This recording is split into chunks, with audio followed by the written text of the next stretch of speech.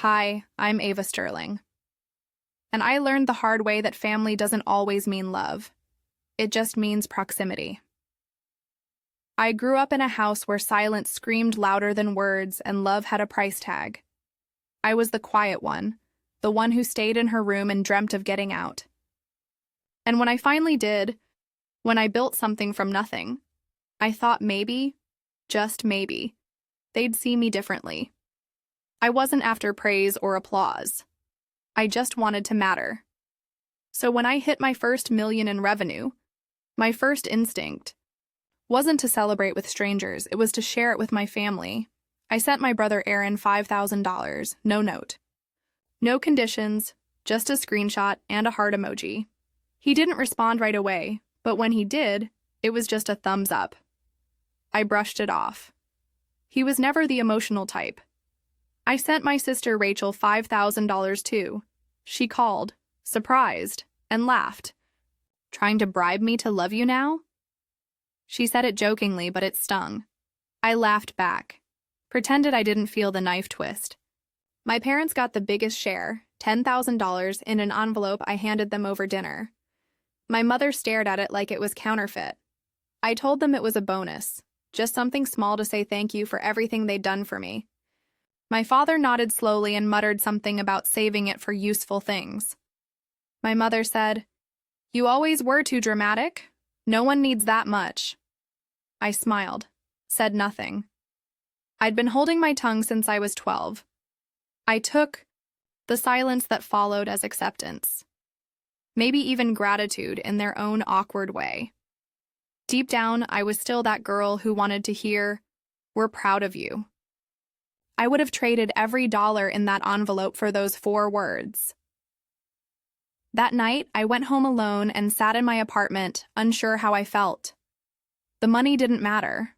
I wasn't looking for recognition, but I had expected something, some moment of connection. All I wanted was for them to see that I had made it, that I had turned pain into purpose. I stared at my phone, waiting for messages that never came. My friends had warned me, told me I was always giving too much. But this wasn't about friends. This was blood. And I wanted to believe blood ran deeper than ego. I wanted to believe that giving would heal old wounds. Over the years, I had been the forgotten one, the quiet achiever. I never made a scene. I never asked for help. While Aaron got bailed out for his failed business, while Rachel moved back home twice, I was the one grinding in silence. I didn't send that money to show off. I sent it to say, I remember. I remembered birthdays they forgot, graduations they skipped, the times they rolled their eyes when I said I wanted to build a business. Maybe I thought money would bridge the gap. Maybe I thought success could buy belonging, but belonging can't be bought. And they were about to prove that. 3 days after handing them that envelope, I was still waiting for the warmth, a phone call, a message, something. But nothing came. So I convinced myself they were just overwhelmed, that they didn't know how to say thank you, that maybe, quietly, they were proud and just didn't know how to express it. I told myself those things because the alternative hurt too much to sit with. I had been down this road before, expecting softness from people who only knew how to wield sharpness. Still, I clung to hope like it was my oxygen. I needed to believe this gift would change something. On Sunday, I was invited to dinner again. Nothing special, just a regular family gathering. I showed up with wine, a store-bought dessert, and the smallest sliver of anticipation. Maybe tonight they'd say it. Maybe tonight they'd pull me aside and finally say, "We're proud of you." Dinner was the usual. Rachel scrolling her phone, Aaron making sarcastic comments, my parents criticizing the meat for being too dry. I waited, smiled, laughed at the right times, looked for the moment that never came. And when the plates were cleared, I excused myself. I said I'd left my phone in the other room and walked toward the hallway. That's when I heard them.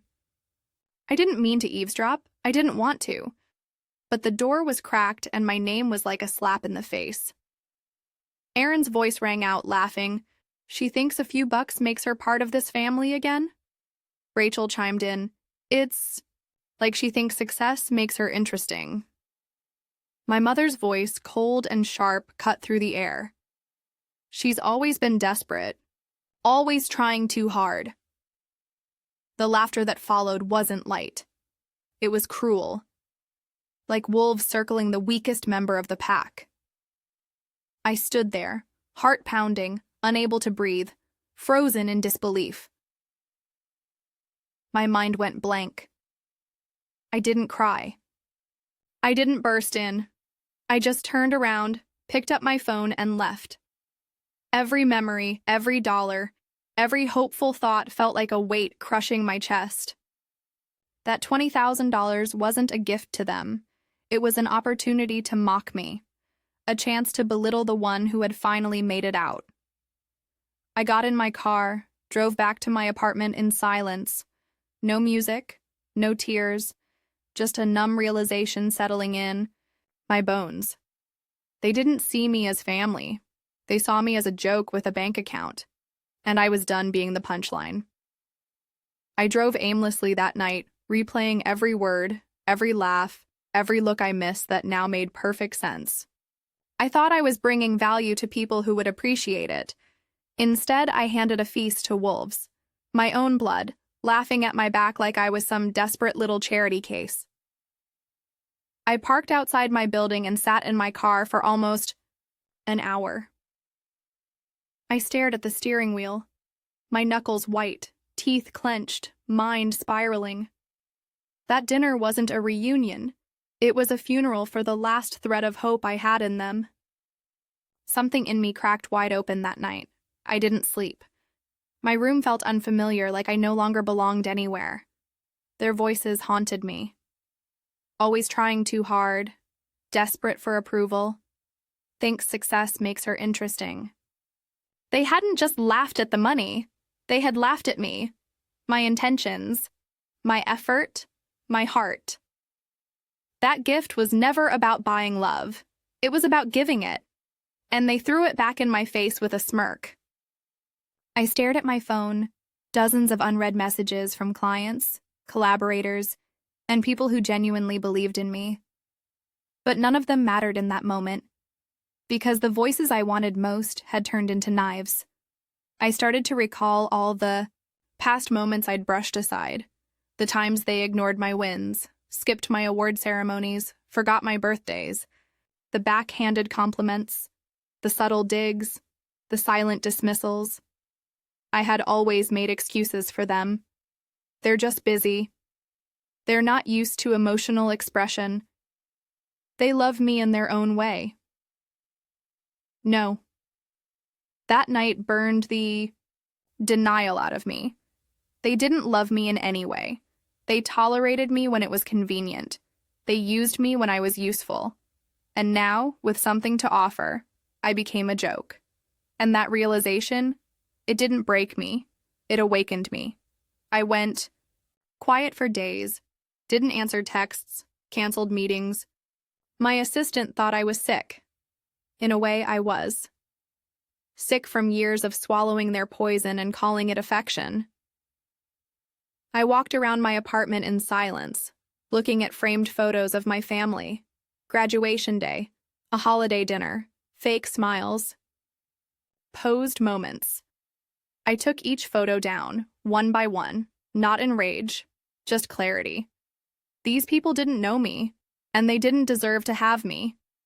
I had been building an empire with one hand while clinging to people who were actively rooting for me to fail with the other. On the third night, my mother called. I didn't answer. She texted, "Everything okay? You left so suddenly." I stared at that message for a long time. So casual, so hollow, like she hadn't gutted me with laughter just days ago. My fingers hovered over the screen. I typed a reply, deleted it, typed again, deleted again. What could I say that would make a dent in someone who thought so little of me? I turned the phone over and left it face down on the counter. That's when it hit me. They didn't even realize what they'd done. They didn't care. That hurt more than anything. I started playing back the moment I stood in that hallway. My breath held, my chest tightening, hoping I'd misheard, hoping it was a joke I'd misunderstood. But it wasn't. It was raw honesty behind closed doors. That's who they really were. They didn't think I deserved love. They didn't think I belonged. I was just the convenient success story they could mock behind my back and hug when cameras were on. My $20,000 gift hadn't opened a door. It had confirmed I was always on the outside. An outsider who worked her way in only to realize the room wasn't worth entering in the first place. I remembered a conversation I once had with my therapist. She asked, "If they weren't your family, would you tolerate their behavior?" And I said no, without hesitation. But somehow, that didn't stop me from trying over and over again. Because it wasn't just about love. It was about proving I was worthy of it. And now finally, I understood. Some people will never see your worth, not because you lack it, but because they're blind to anything they can't control. That was my family. They saw my growth as rebellion, my independence as betrayal, my kindness as currency. I was never a daughter. I was a transaction. By the end of that week, something inside me shifted, not out of rage, not even sadness, but clarity. Crystal clear truth that I couldn't unsee. I no longer wanted to be part of their world. I no longer needed to explain myself or wait for their applause. I wasn't going to beg people to love me. I wasn't going to bleed to make them comfortable. The gift I gave was the final test, and they failed it. Not with rejection, but with ridicule. And now it was my turn to stop pretending. I owed them nothing, not money, not time, not a seat at my table. So I started cutting the threads. Quietly, strategically. I deleted their contact photos. I muted the family group chat. I made a new email for business. I began the process of erasing them, not from memory, but from access. I wasn't going to scream or seek revenge with fire. No, my revenge would be surgical, cold, absolute. I would remove them the way a surgeon removes a tumor, carefully, completely, and without regret. Because when someone shows you their truth, you don't argue, you don't plead, you believe them. And I finally did. That's when my real story began. Not with a gift, but with a goodbye. Silence became my new language. I didn't announce anything. I didn't craft long explanations or dramatic exits. I simply vanished. The same way they disappeared from my emotional life years ago, quietly, without apology. I started by blocking Rachel. She was the most vocal, the one always mocking with a smile. Then Aaron, no warning, just gone. I deleted their messages, cleared their call logs. My parents came last. Not because I hesitated, but because I wanted to remember one last time who they were. I looked at my mother's number. Her voice used to soothe me as a child. Now it echoed as a weapon. Blocked. They noticed faster than I expected. Within days, the messages piled in. Are you okay? Call us. Please talk to us. It was amusing, in a twisted way. When I needed them, they offered silence. Now that I was gone, they were desperate to be heard. But I didn't respond. Not a word. I wasn't trying to hurt them.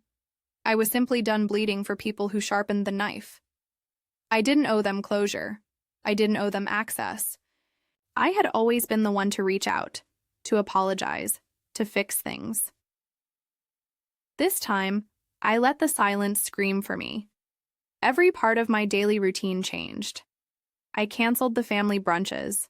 I stopped checking social media for their updates.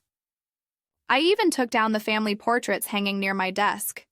They weren't my inspiration anymore. They were distractions, ghosts in frames. I spent my mornings building strategies for clients and my evenings reading books about emotional boundaries. I was rewiring my brain, undoing years of conditioning. The silence wasn't just external, it became internal peace. I no longer questioned my decisions. I no longer replayed their words. It was the first time I didn't feel anxious around people I was supposed to love. What surprised me most was how quickly the air changed. My apartment felt lighter, my body calmer. It was like I'd been holding my breath for years, and now I was finally exhaling. I stopped jumping when my phone buzzed. I stopped rehearsing conversations in my head. My therapist noticed the difference immediately. "You're not seeking approval anymore," she said. And she was right. I wasn't looking for them to accept me. I wasn't hoping they'd change. I was free. And freedom, I learned, doesn't always come with celebration. Sometimes it comes wrapped in silence, solitude, and a door that will never reopen. Eventually, the messages turned bitter. Rachel accused me of being dramatic. Aaron told me I owed the family a conversation. My mother sent me a long, guilt-ridden text about how she didn't raise me to be this cold. That one made me laugh. Cold? I had been the warmth in their lives for years, the giver, the cheerleader, the financial safety net, and when I asked for love in return, they laughed. No, I wasn't cold. I had just finally matched their temperature. The difference now was I wouldn't sit in that freezing house anymore. I had found my own son. They started sending pictures, old ones, trying to remind me of better times. I recognized every smile as fake, every memory edited. I knew what happened before and after each of those shots, the fights, the insults, the silent meals. I wasn't falling for nostalgia. Sentimentality is a trap when tied to pain. I responded to none of it. I wasn't going to let them pull me back in with old bait. I had learned their patterns. Every apology was just a prelude to another cut. I had no interest in cycling through the same heartbreak. I chose silence because it was the only truth left. Friends began to ask where my family was. I simply said, "Gone." They didn't press. The ones who mattered understood. Some had cut off their own toxic roots. Others watched in disbelief, unsure how I found the strength. But I didn't feel strong. I felt necessary. Like this wasn't an act of bravery, but one of survival. I had wasted too many years trying to be enough for people who never valued my soul. This silence wasn't just absence, it was healing. Every day I didn't hear from them, I felt one step closer to becoming someone I actually liked. Someone whole. I stopped celebrating holidays. Not out of bitterness, but because they no longer meant anything. I replaced Christmas with solitude. Thanksgiving with gratitude for my peace. Birthdays became reflections, not family gatherings. My table wasn't empty. It was sacred. I wasn't lonely. I was finally safe from the judgment, the manipulation, the thin smiles hiding resentment. My family had always tried to clip my wings, and now without them, I was soaring. I could hear myself again. The real me, the one who had always existed beneath the noise. She was quiet, strong, and finally in control, and no one would ever silence her again. What they didn't realize was that my silence was permanent. It wasn't a phase. It wasn't a tantrum. It was a decision. The door was closed, locked, and buried. I didn't wish them harm, I wished them distance. I hoped they healed, but I wouldn't be part of that journey. I had my own to finish. Cutting them off wasn't revenge, it was rebirth. They gave me mockery after my kindness. I gave them silence after their betrayal. And that silence? It was louder than any scream. It echoed in every unanswered text, every missed holiday, every quiet second they had to sit in and wonder why I never came back. Something changed in me after the silence settled. It wasn't immediate, but it was real. like fog lifting from a road I'd been blindly walking for years. For the first time, I could hear my own thoughts without their voices interrupting, without their judgment riding shotgun in my mind. I started asking myself what I wanted, not what would make them proud or earn their attention. I realized how many of my choices had been molded around seeking their approval. The degree I earned, the clothes I wore, the way I smiled in family photos. All of it was a costume. I was finally shedding it. I dove deeper into my business with a clarity I'd never felt before.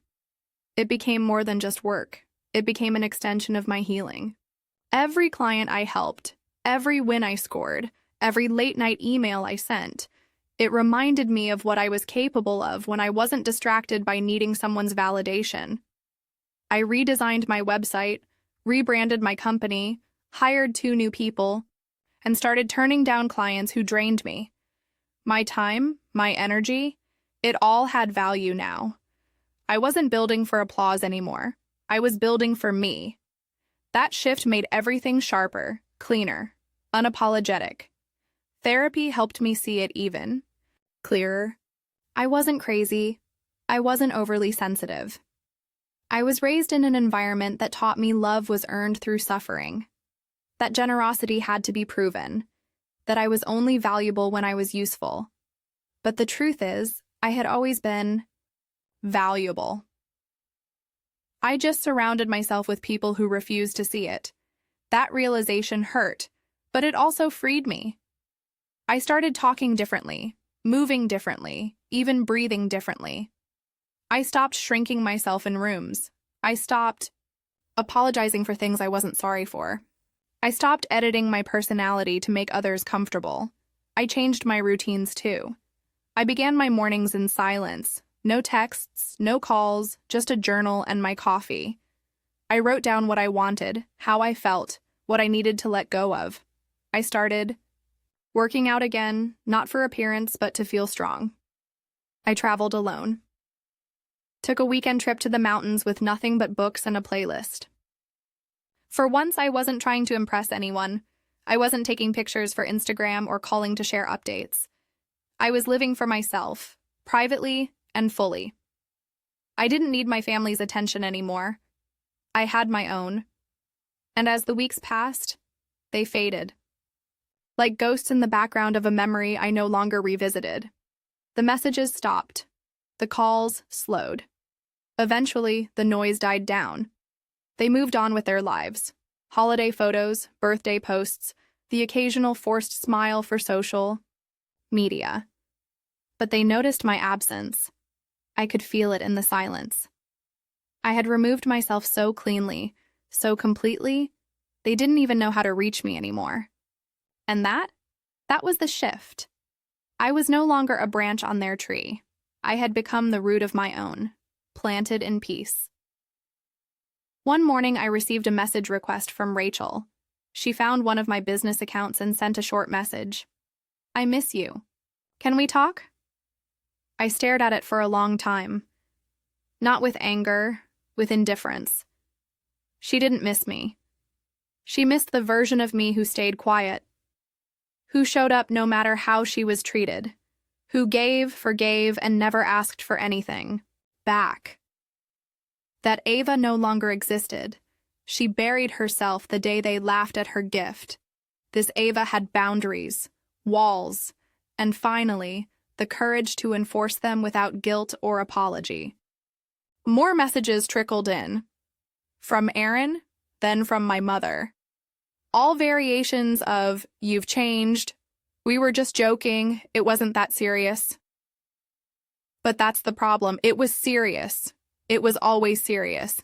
Every time they mocked my ambition, dismissed my pain, or used my success as a punchline, it chipped away at something sacred. Until there was nothing left. Their laughter may have felt harmless to them, but to me, it was betrayal layered in cruelty. I owed it to myself not to forget. Because healing doesn't mean pretending it didn't happen. Healing means remembering and choosing differently. My circle changed too. I stopped chasing relationships that felt one-sided. I gravitated toward people who gave without agenda, who listened without interrupting, who saw my worth without me having to perform. I made space for new friendships, new clients, new connections that reflected the woman I was becoming. People who didn't flinch at my boundaries, who celebrated my success without making it about themselves. I learned what family could feel like, and it had nothing to do with blood. It had everything to do with safety, kindness, respect. I had spent decades settling for scraps. Now I demanded the full table. The biggest shift, though, was inside. My inner voice softened. The criticism quieted. I no longer called myself dramatic for feeling things deeply. I no longer questioned whether I was too much. I started trusting my instincts. Trusting that when something felt wrong, it was. Trusting that I didn't need to explain my decisions to people who never respected them. I started choosing peace over people, silence over arguments, distance over dysfunction. For the first time in my life, I felt like I belonged. Not in their world, but in my own skin. And that was a victory no amount of family approval could match. One night, months later, I stood by the window in my apartment, city lights glowing, the sound of life buzzing below, and I realized I hadn't thought about them in weeks. Not with anger, not with grief, just nothing. That was the final shift. I no longer needed closure. I no longer needed to be heard by people committed to misunderstanding me. I gave them money, they gave me mockery. I gave them love. They gave me laughter. And in return, I gave them absence. That was my justice, my peace, my power. And I had no intention of ever giving it back. Revenge doesn't always look like fire and fury. Sometimes it's the absence that stings the most. I didn't scream. I didn't send angry texts or expose them online. I just disappeared from their birthdays, holidays, group chats, and memories. They expected noise. They expected drama. But I gave them nothing. That emptiness, that was my revenge. Because they thrived on control, on knowing they could push me and I'd still crawl back. When that stopped, their power crumbled. I watched from a distance as they struggled to understand my silence. That was the first taste of justice. Cold. Quiet, unapologetic. But I didn't stop there. I rebuilt what they tried to break. I took the $20,000 they laughed at and doubled it, then tripled it. I expanded my business, opened a second location, and hired staff that treated me like a leader, not a joke. I was invited to speak at conferences, asked to mentor new professionals. I became the success they never believed I could be. And every post, every award, every article was a quiet reminder. You mocked me for this. And now the world applauds. That public silence they gave me became the spotlight I shined in alone. Bought a house. Not to show off, but because it was mine. Earned by every sleepless night, every tear they never saw, every insult I turned into fuel.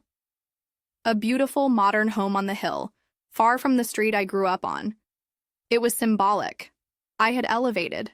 Not just financially, but emotionally. I hosted dinners with people who valued me. I toasted to loyalty, to peace, to truth. And as I looked around my table, I realized not one person from my past deserved a seat. That wasn't bitterness. That was clarity. And it felt like breathing for the first time. The next family reunion came and went. I didn't show. My absence was the loudest thing in the room. Rachel posted a blurry group photo with a vague caption. Some people are too proud to forgive. I didn't respond. But I knew what it meant. They missed their punching bag. The one who paid the bill and took the jokes. But that girl was gone. And in her place stood a woman who owed no one an explanation. My revenge wasn't revenge. It was evolution. And that was something they could never undo. You can't laugh at someone who's outgrown you. Months later, I got a call from a client who happened to be friends with my mother's friend. Apparently, they were all shocked at how far I'd come. "She's really doing something now," they said, like it was a surprise, like I hadn't always been capable. But that's the thing. They only believe in you after the world does. I never needed their approval, I just thought I did. That illusion nearly destroyed me. Now, I wear my success like armor. I smile when they watch from afar, knowing the view is better without them in the frame. That's the sweetest payback. Eventually, they started reaching out not to reconnect, but to ask for help. Aaron emailed me asking if I could review his resume. Rachel asked if I could donate to a charity she'd joined. Even my mother sent a birthday card, unsigned, with a guilt-laced message inside. "Family is forever." That's when I knew they'd felt the consequence. They didn't miss me, they missed the benefits of me. But I was no longer a transaction. I was a boundary. And boundaries are brutal for people who only loved you for what you gave, not for who you were. That was my final lesson. I started documenting my journey quietly, anonymously. A blog, a podcast, an interview here and there. I never mentioned names, but the stories were real. People began reaching out, strangers who saw themselves in my pain. My healing became a mirror for others. And every time someone said, "Thank you for saying what I couldn't," I healed a little more. The revenge became bigger than just them. It became a movement, a quiet revolution for people who were always the black sheep, the givers, the underestimated. I wasn't just living, I was leading. And no one could reduce that to a punchline. One day, I drove by the old neighborhood, not out of nostalgia, but curiosity. I passed the house where I grew up, the peeling paint, the sagging roof, the tired porch. Nothing had changed. And that's when it hit me, they were still there, stuck in the same cycles, same dysfunction, same denial. Meanwhile, I had traveled worlds emotionally and professionally. I didn't stop. I didn't settle. I soared. That contrast was louder than any confrontation could ever be. Revenge, it turns out, is watching the people who broke you stay exactly the same while you become someone they'll never touch again. No longer feel hatred, just distance and peace. Sweet, expansive peace. They taught me what love isn't, what family shouldn't be. And I took those lessons and built a life so full, so rich, so unrecognizable, they can't find their way back in. I forgave them, not for them, but so I wouldn't carry their weight anymore. Forgiveness isn't permission to return. It's confirmation that the door is closed, permanently. And that's the ultimate revenge. Living a life so powerful, so authentic, so self-sufficient, that the people who once laughed at your dreams now sit in silence, wishing they hadn't. So if you ask me now, was the $20,000 worth it? Absolutely. Because it bought me the truth. It showed me who they really were, and it gave me the fire to become who I was always meant to be. That gift was never wasted. It was a transaction. A brutal, painful, necessary transaction that exposed the cost of false love. I paid it once. Never again. They lost me that day. And I found myself. That's the price they'll pay for the rest of their lives. And I won't be there to see it, because I'm too far ahead to ever look back.